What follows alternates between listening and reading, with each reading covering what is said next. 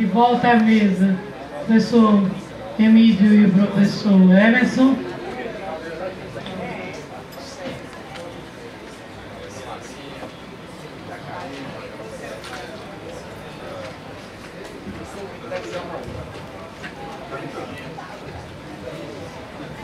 Bom, em face de uma agenda que o professor Emílio tem após o almoço, nós vamos fazer uma inversão na programação. Nós vamos inicialmente, agora, nesse momento, vamos abrir para um breve debate, 2 ou 3 questões no máximo, de modo a não prejudicar a mesa seguinte, para que a gente possa liberar o professor, os professores que têm compromisso logo mais no almoço, depois do almoço. Bom, então está aberto para debate. Professor Ângelo, por favor, pode se posicionar ali no...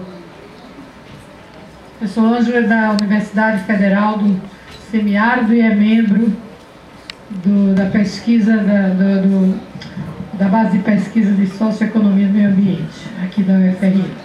Ex-aluno, né, também. Todos. Pessoal, bom dia. A professora Livramento já me apresentou. Parabenizar mais uma vez ao professor Fábio e a equipe, saudar a mesa e dizer também a todos aqui que também sou da casa, e por ser da casa, né, Luziana, a gente tem talvez alguns privilégios. Bom, eu queria começar a minha fala informando que nós temos um projeto aqui em andamento, coordenado pelo professor Fábio, professor Livramento, e fica uma equipe aí de 8 professores.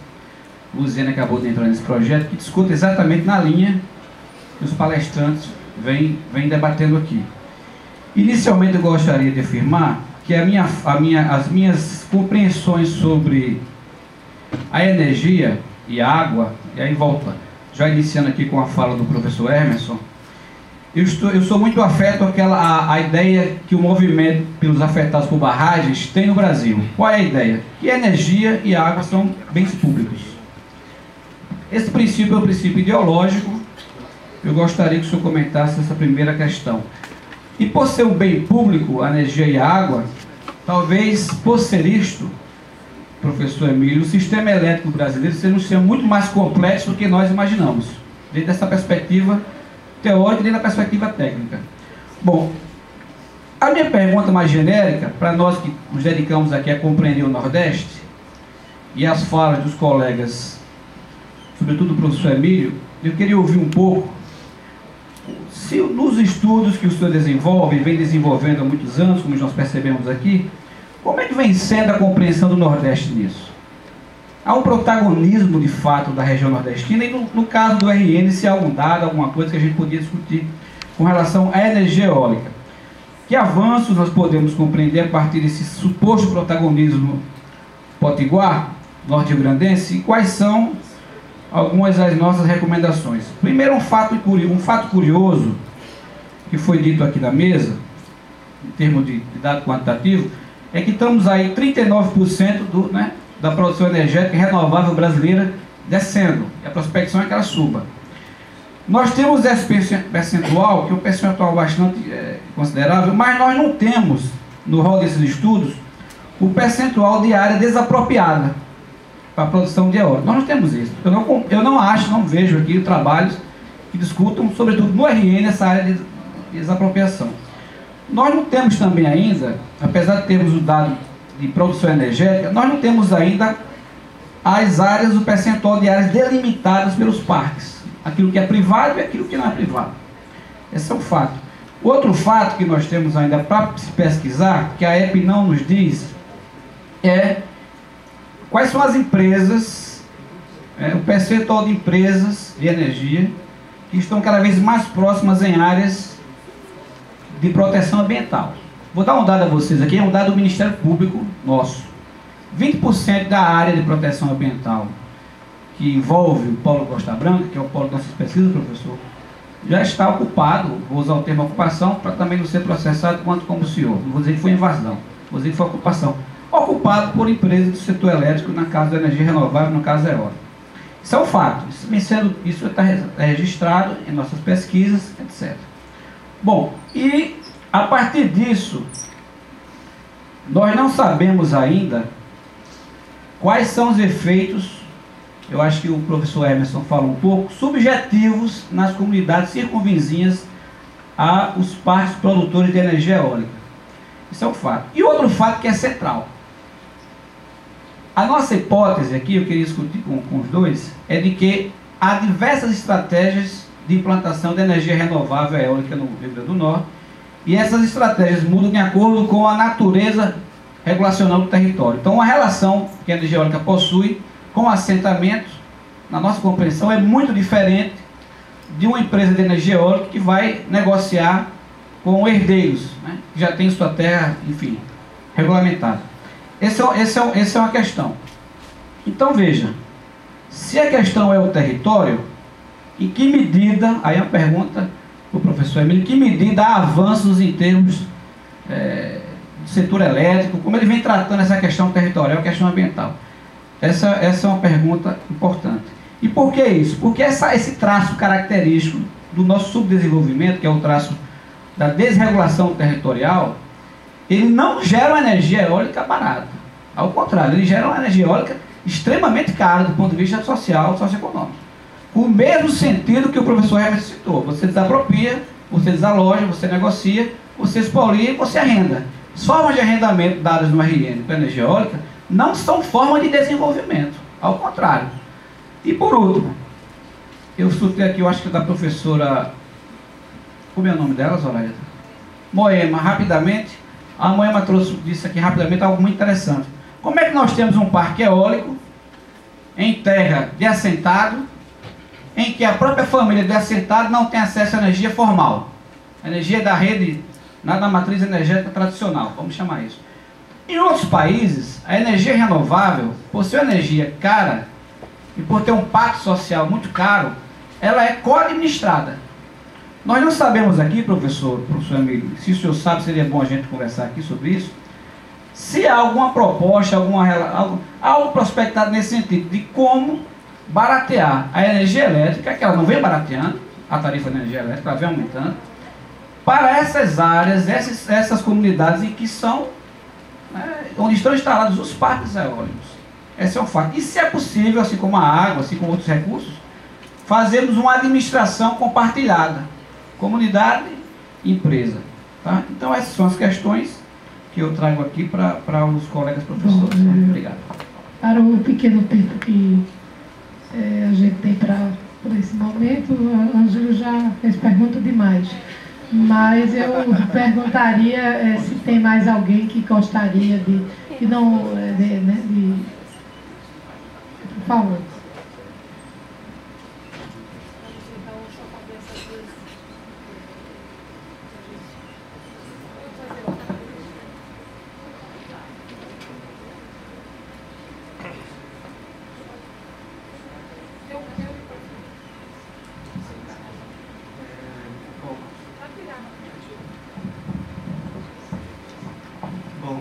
Bom dia a todos. Eu sou Marcos, eu sou doutorando em Geografia aqui na UFRN.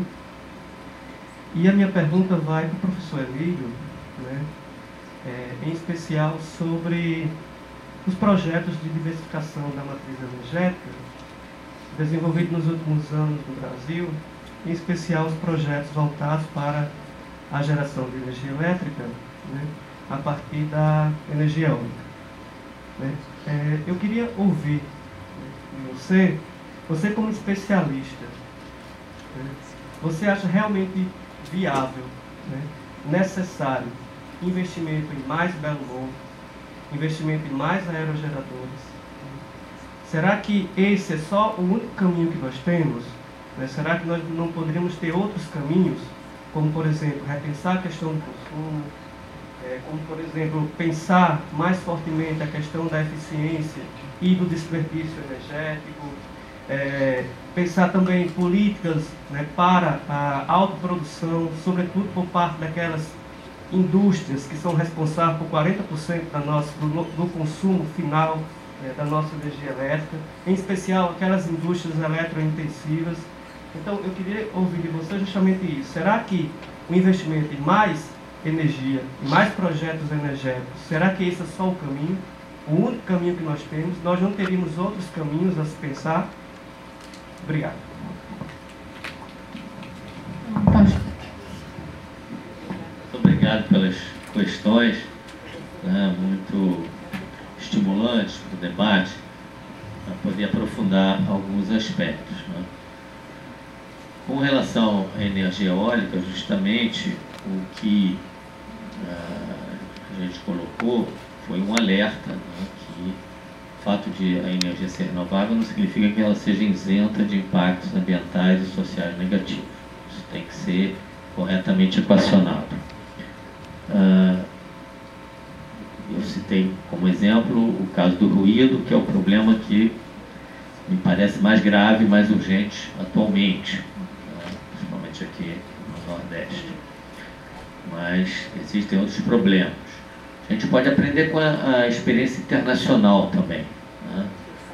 E que vai um pouco na linha, né, do que, por exemplo, a gente vê no caso de hidrelétricas, fazendo um paralelo, né, com o caso que foi apresentado aqui de atingidos de barragens hidrelétricas, né? A gente tem também indicações, parques eólicos na Europa, em muitos casos, se tornaram uma fonte de renda para agriculturas que estavam numa situação precária. Então, imagino que também possa chegar a índices de satisfação elevados, mas também com uma série de impactos negativos. A questão de benefícios gerais e prejuízos locais, né, é uma questão mais ampla. É um conflito muitas vezes irredutível. A gente viu a imagem da igreja, no Vim Tucuruí, o cemitério. A pessoa idosa não tem como indenizar, compensar uma pessoa idosa que não mais vai poder visitar o túmulo do seu cônjuge no cemitério que vai ser inundado. Isso não existe. Então, a gente tem que compensar adequadamente, né? E muitas vezes sabendo que essa compensação, na verdade, é uma pequena parcela de algo intangível que a gente não vai conseguir nunca repor. Então, existe até certo ponto um conflito irredutível. Agora, ok, a quantidade de beneficiários é muito maior do que a de prejudicados, pode ser, mas a democracia não é a ditadura da maioria. Ela tem que envolver, incluir também o respeito pelo direito das minorias. Então, o problema é que o nosso setor elétrico, né, respondendo a pergunta do Ângelo, né, basicamente o setor elétrico trata muito mal essas questões, sempre tratou, continua tratando. Seja por não ter uma vontade política nesse sentido, seja mesmo por ignorância e má fé, não só má fé. Por exemplo, a CRAB, que foi citada aqui, Comissão Regional de Barragem, que teve um papel fundamental na bacia do Rio Uruguai e que foi o fulcro, né, do nascimento, o berço do nascimento do movimento de atingidos de barragem, né, estava numa região de pequenos produtores com um tecido social altamente articulado, politizado, educado. O que a gente encontrou em Tucuruí, completamente diferente. Sindicatos, trabalhadores rurais e cooperativas desacreditadas com lideranças. Então, a pulverização do movimento social era muito maior e permitia que o setor elétrico, né, também num período autoritário, assim como Itá e Machadinho, Tucuruí, por exemplo, fechou as comportas em 84. Nós estivemos lá em 99, 15 anos depois. Ainda tinha caso pendente de indenização da justiça. Mas mesmo quando o Banco Mundial começou a dar financiamentos, pegar um outro caso, Itaparica, feita pela Chesf aqui no São Francisco, 300 milhões de dólares do financiamento eram para equacionar adequadamente aspectos ambientais e sociais. Isso foi muito mal feito. né? No reassentamento das comunidades, atrasou a entrega das bombas, né? Então, as bandeiras do movimento atingido do Barrado, primeiro era terra por terra, porque havia uma indenização monetária que, na época que a inflação era muito alta, com a hiperinflação, dava na mão de um produtor que nunca viu aquele dinheiro, aquela indenização, e em alguns poucos meses, bom, ele sumia, abandonava a família, dilapidava bebida, mulheres, etc., acabava. Então, isso era recorrente. Então, o movimento atingido do Barrado ergueu a bandeira terra por terra. Não queremos dinheiro, queremos ser reassentados em condições melhores do que estavam. Só que a terra não era tão boa. Aí a empresa de energia elétrica dizia, vamos colocar bomba. Aí a bomba atrasava. Aí o cara de novo caía, né, no problema de receber um salário, desemprego, que é para não fazer nada, o que é desagregador do tecido social, etc. Então, não é só falta de vontade política, é também não saber fazer. Então, não é... O setor elétrico continua dominado por uma mentalidade engenheiral, com todo respeito pelos nossos colegas lá da área social e ambiental, que são muito poucos dentro de uma mentalidade ainda que tem que ser mudada. Você precisa, na verdade, de uma revolução cultural nos empreendedores e nos políticos e nos governantes, no sentido de que a questão ambiental tem que ser respeitada, ela é integrante do benefício do empreendimento, não pode ser o benefício social e econômico contra a questão ambiental e social das minorias. Então, é uma questão que lentamente a gente progride, mas muito lentamente. E só há uma forma de fazer o setor elétrico compreender isso: se organizar e combater e contra. Porque é só na base da negociação política. Ninguém aqui é ingênuo. Se não houver enfrentamento, não vai avançar. O movimento atingido de Barrado fez avançar a agenda nesse sentido. Tem que ser assim, né, para fazer respeitar. Foi na energia hidrelétrica, a energia eólica vai ter que ser da mesma forma. Não tem outra forma a não ser organizar as comunidades. Agora temos alguns apoios, né, a Lei de Crimes Ambientais, o Ministério Público, a Ação Civil Pública, enfim, para se poder trabalhar nesse tipo. Respeito à unidade de conservação, a APAS, isso é fundamental. Foi feito um licenciamento ambiental mais expedito, mas ele tem que ser efetivo, o projeto eólico, né? Particularmente, como eu disse, ter muita atenção com os aspectos específicos de cada empreendimento, medir a direção e velocidade do vento em diversas épocas do ano, em diversas horas do dia, estabelecer distância segura, as condições de compensação. Também na hidrelétrica ainda não foi resolvido, por exemplo, os chamados royalties, seja do petróleo, seja da energia elétrica, né, são as compensações financeiras, né? No caso do petróleo, são em função do eixo geodésico, o bloco que está confrontante ao município.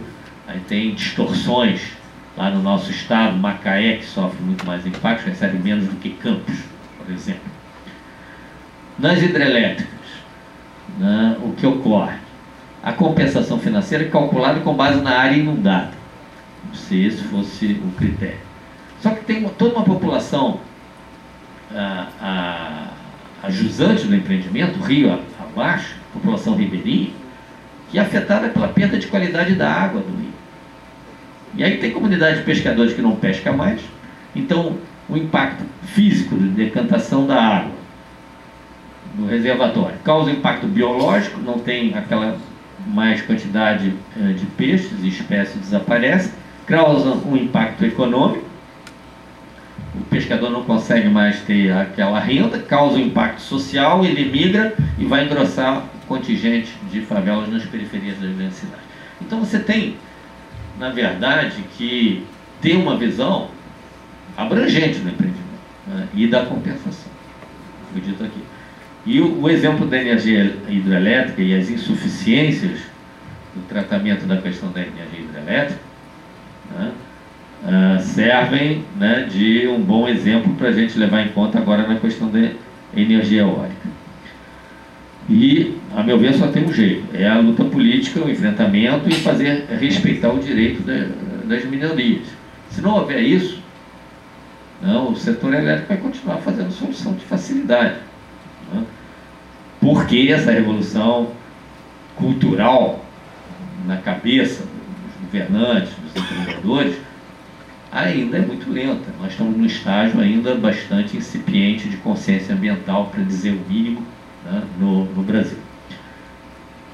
Com relação à questão do Marcos, né, certamente não é só fazendo mais Belo Monte e mais aerogeradores. A gente, inclusive, precisa fazer algumas contas, né? O consumismo, obviamente, é condenável e eu tenho esperança até que as novas gerações já tenham uma visão, quem sabe, um pouco menos consumista. Mas isso também vai levar tempo, né? Existe uma transição. Por outro lado, existe toda uma quantidade, né, de miséria muito grande. Então, a gente tem que ter uma solidariedade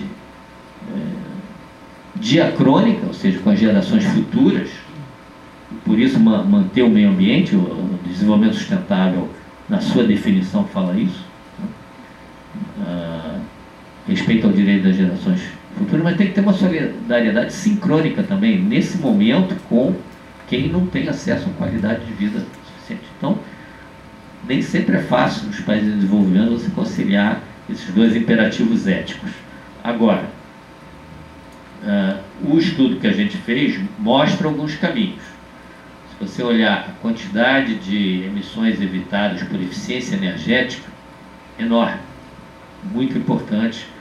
Eficiência energética é um potencial que você tem toda a razão de apontar que é subutilizado no Brasil, em vários níveis: veículos de transporte, indústria, residências, desenhos de produtos. Agora, você precisa também fazer alguma expansão da geração de energia. Não é viável, seria vender ilusões dizer que a gente pode ter um estilo de vida razoável para as populações de baixa renda se não aumentar de alguma quantidade o consumo de energia. Aí a discussão que a gente tem que ter é a conta: quanto, quando, onde e de que forma, principalmente. Eu acredito que a gente, certamente eu não sou a favor de mais Belo Monte. Eu acho, como eu disse, a gente tem que aprender a fazer hidrelétricas mais sustentáveis, tem que aprender a fazer parques eólicos mais sustentáveis. Não pense que a energia solar também é isenta de impactos. O processo de fabricação da célula fotovoltaica, o processo Siemens hoje dominante, é altamente impactante, uma indústria química. Já houve células fotovoltaicas que tiveram descontinuadas a produção porque eram feitas de arseneto de galho. Só pelo nome do sujeito você já vê que boa coisa não pode ser, né? Arseneto de galho, para aumentar a eficiência da superfície seletiva na captação de energia solar. Mas é uma indústria química. Hoje a gente não vê isso porque as células todas são fabricadas na China, inclusive as empresas alemãs que promoveram o desenvolvimento na Alemanha, na Espanha, estão chegando aqui também, usam. E o que se sabe de impactos ambientais da produção de células solares na China é encoberto por uma nuvem de cinzenta que a gente não sabe muito bem o que acontece lá. Mas todas as fontes têm impacto negativo. Também o solar. Claro que muito menor escala, evidente, que os combustíveis fósseis. Não é argumento para a gente continuar com carvão, petróleo e gás. Existem ordens de grandeza completamente diferentes. Né? Porque uma coisa é no funcionamento você queimar combustível fóssil, outra coisa é uma vez na fabricação do equipamento você ter um impacto. Muito diferente. Então não estou querendo colocar todos os gatos no mesmo balaio. Há uma diferenciação. Mas a gente precisa trabalhar também para que a energia renovável se torne sustentável, porque ela não nasce sustentável. Depende da como é feita a energia. Biocombustíveis a gente vê também. Fazer álcool de milho nos Estados Unidos não é nada de mais insustentável. Etanol de cana no Brasil pode ser sustentável se for bem feito, de acordo com o zoneamento agroecológico. Também temos casos terríveis no interior de São Paulo, de usina que joga esgoto e vinhoto no rio, etc, etc. Aqui no Nordeste teve vários acidentes ecológicos de rompimento de tanques de vinhoto. Assim que nem essa tragédia lá de Mariana, aconteceu até em Recife, na Bahia. Nós temos um histórico aí de 40 anos do PROCO. Então, o álcool também teve problema. Também teve mão de obra escrava em usina de álcool. Teve isso também. Então, não é a garantia de sustentabilidade ser renovada. Agora, pelo menos você parte de uma base em que é possível. Agora, depende de você fazer direito. Então, eu acho que os cálculos mostram que não é só fazendo mais Belo Monte, mais aerogeradores. A eficiência energética é muito importante, sim. Agora, essa sociedade não tem jeito. Metrópolis, Rio, São Paulo, Natal está chegando a 1 milhão. É uma sociedade concentrada. A gente não consegue atender só com coletor solar no telhado da nossa casa. Não tem jeito. E toma tempo. A gente espera que a sociedade seja menos consumista. Mas a gente não pode ser irresponsável com quem vive na miséria hoje. Então, há um compromisso a ser encontrado. Eu acho que não existe o desenvolvimento sustentável. Existe o desenvolvimento insustentável. E a gente pode torná-lo, pelo menos, espero, um pouco menos insustentável. Eu acho que é isso. O paradigma serve para dar uma síntese, uma direção para onde a gente quer ir. E ter um marco referencial. Então, eu não quero Belo Monte de novo. Eu não quero um parque eólico a 400 metros da comunidade. Né? Mas eu vou precisar fazer algo para o desenvolvimento. Quanto a isso, não temos muita escapatória. Obrigado.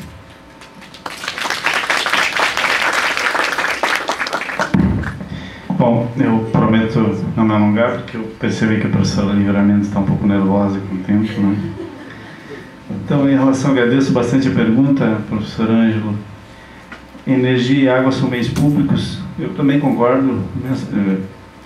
Talvez seja uma das grandes contribuições do MAB, né, do Movimento de Litígios por Barragens.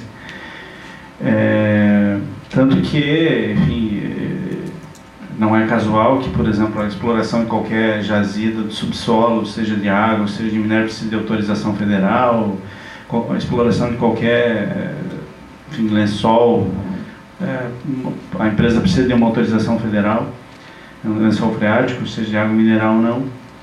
Mas a gente vive por isso que o tema das políticas públicas, e eu saúdo muito que aqui em Natal a UFRN tem um curso de graduação já nesse tema, é um debate tão complexo, porque as políticas públicas no Brasil hoje elas são ações ou não ações do Estado que impactam a vida das pessoas, executadas diretamente pelo Estado ou com parcerias ou através de organizações não estatais. Por exemplo, uma empresa hidrelétrica é uma empresa privada, mas ela está fazendo uma política pública, que é a produção de energia elétrica. Contudo, o que ela está produzindo é um commodity para ela. E para ela, quando o senhor diz como diminuir a necessidade de energia elétrica, o dono da empresa de hidrelétrica não quer que diminua, pelo contrário, ele quer que aumente. E muito a demanda. Porque eu vi um relato do gerente de uma usina hidrelétrica olhando o vertedouro, não sei se você sabe, quando sobe muita barragem, libera a água, olhando para o vertedouro e dizendo assim, ó, tá vendo aquilo ali? É dinheiro literalmente indo pelo ralo. Ou seja, é um debate ideológico, né? Isso que nós temos que trabalhar, a academia tem um papel extremamente essencial nisso. Então eu penso que esse é uma porta de entrada de um debate bastante interessante, né? A formulação da agenda passa por isso, né? Como os grupos de pressão têm acesso ao Estado, conseguem influenciar, empurrar o Estado, que é um ser inerte, né? Empurrar ele para agir de uma forma ou de outra, ou para não agir. A questão que o senhor fez sobre o arrendamento, né, e sobre a relação com o desenvolvimento, de novo, passa pelo commodity. Eu, enfim, não tenho nenhuma ilusão. A energia produzida no aerogerador da... Como é que é o nome da comunidade que o senhor falou? Costa Branca. Costa Branca. Lá num aerogerador de Costa Branca vai movimentar uma usina siderúrgica em São Paulo, através de um mecanismo chamado Sistema Integrado Nacional. Ou seja, qualquer chispa que a gente captar carregando um celular aqui está sendo produzido em qualquer lugar no Brasil integrado no Sistema Integrado Nacional, ou em Itá, ou em Tucuruí, ou em Itaipu, ou no Catavento de Natal. Então, seja, a estratégia, o desenvolvimento, o crescimento econômico brasileiro foi construído polarizado em polos de desenvolvimento. Bom, e aí o país todo tem que produzir energia para mandar para esse polo, para movimentar as grandes indústrias. Bom, é o que está posto. Se nós vamos, se a sociedade brasileira, se o país vai manter esse padrão de desenvolvimento, bom, é uma decisão que a sociedade tem que tomar. Contudo, para ela ter que tomar, obviamente, ela tem que estar informada. E, efetivamente, nós ainda não temos uma sociedade com esse nível de capacidade de tomar decisões, embora ela, a cada 4 anos, tome decisões que estão diretamente relacionadas a esse processo.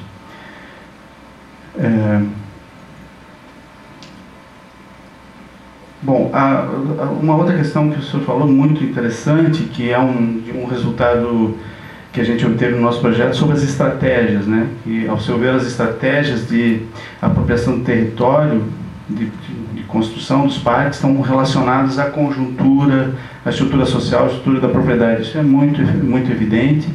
Assim como os movimentos sociais do MAB, propriamente dito, construiu uma expertise, um know-how durante a sua existência, no sentido de negociar, de conflitar com a empresa, com o agente realizador do empreendimento. Os empreendedores também construíram know-how.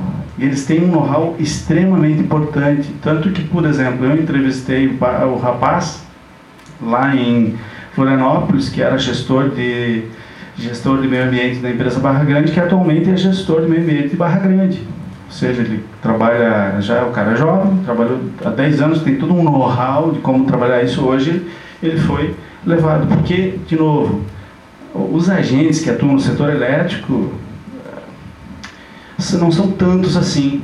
E as configurações dos consórcios, das empresas locais, elas são configurações diferentes, mas dos mesmos agentes. Eu tenho um mapa no livro, quem quiser olhar, que mostra as composições acionárias das 5 grandes hidrelétricas. Se vocês olharem ali, são basicamente os mesmos agentes econômicos que compõem acionariamente as grandes empresas. Então, o agente econômico que está em Barra Grande também estava presente antes da Norte Energia lá em Belo Monte. Bom, e aí digamos, o bicho de obra, o cara responsável por fazer isso sai do sul e vai executar em outro lugar. Então isso é um fenômeno. Nós entrevistamos um senhor, que infelizmente já faleceu, que trabalhava, ele executou o remanejamento em Foz do Chapecó, que encerrou em 2010, que a primeira experiência dele com remanejamento, pasmem, foi em 1971, ano que eu nasci, com a usina hidrelétrica de Passo Fundo, que fica atualmente no municípiozinho chamado Entre Rios do Sul, no interior de Getúlio Vargas, no interior do Rio Grande do Sul. Ou seja, teve um know-how, ele trabalhou a vida toda com esse processo. Obviamente, ele aprende e obviamente vai usar de táticas e estratégias diferentes para estabelecer a negociação. O senhor está coberto de razão. Essa sua pista é completamente produtiva. E com isso eu encerro. Obrigado.